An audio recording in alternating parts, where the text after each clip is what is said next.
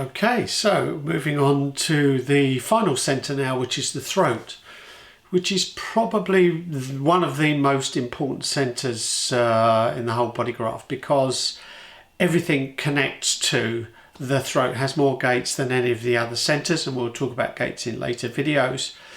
So basically you've got pressure coming down from the head and the ajna into the throat, and you've got pressure coming up from the sacral, the spleen, the root, etc., driving up through the throat. And the idea of the throat is like the gearbox, and it's there to communicate, and it's there to act, to make things happen, to manifest things into reality.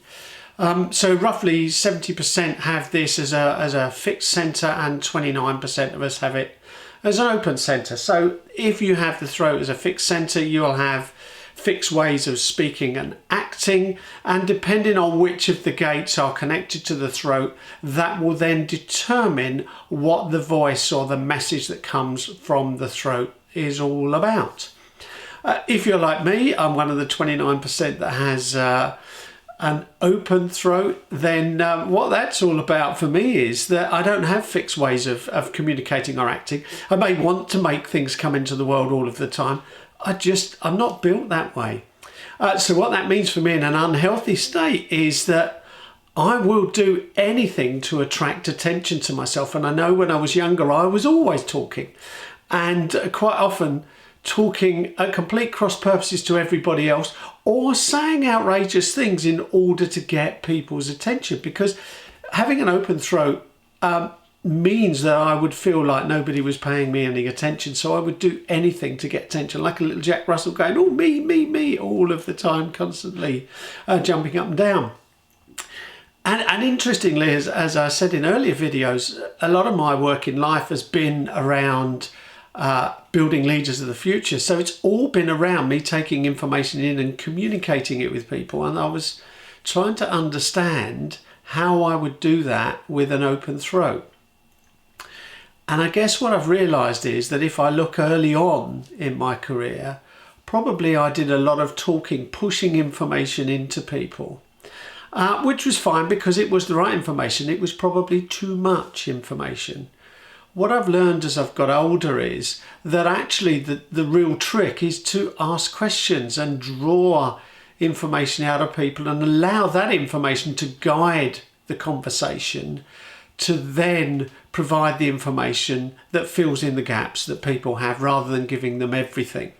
And that's really one of the ways that a healthy open throat works, in that I used to really struggle to follow scripts. I was often given scripts to follow, and I hated them, because actually I've been very comfortable with not knowing what's going to come out of my face necessarily, but having a plan, an outline. And indeed, when I'm teaching people to present, I would often say, just have 3 or 4 key themes and some key words that give you a nudge to join everything up. And I find that really easy to make a long conversation out of 3 or 4 key words, because I just trust that I will say the right things at the right time to the right people. And that's helped me a lot. Other things people with an open G is they're very good at figuring out who's telling the truth and who isn't. So yeah, it's like having a bullshit detector. So anyone with an open throat will recognize this, I'm sure. You have a bullshit detector. You may find that, I used to talk too much. Other people with open throats find it very difficult to talk because they don't know what to say. They never know what's going to come out of their mouth, so they prefer to stay quiet. And the one thing that I'm learning now is that I'm not here to initiate. I'm not here to make anything happen. I'm here to respond to what happens to me.